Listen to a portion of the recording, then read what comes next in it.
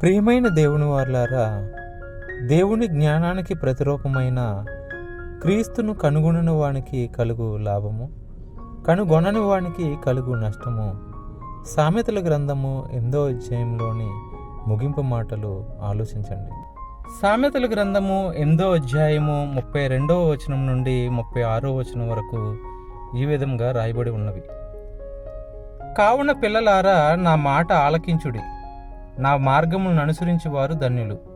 ఉపదేశము నిరాకరింపక దాన్ని అవలంబించి జ్ఞానులై ఉండుడి. అనుదినము నా గడప యొద్ద కనిపెట్టుకుని, నా ద్వారబంధముల యొద్ద కాచుకొని నా ఉపదేశము వినువారు ధన్యులు. నన్ను కనుగొనువాడు జీవమును కనుగొనును, యెహోవా కటాక్షము వానికి కలుగును. నన్ను కనుగొనని వాడు తనకే హాని చేసుకును. నా యందు అసహ్యపడు వారందరూ మరణమును స్నేహించుదురు.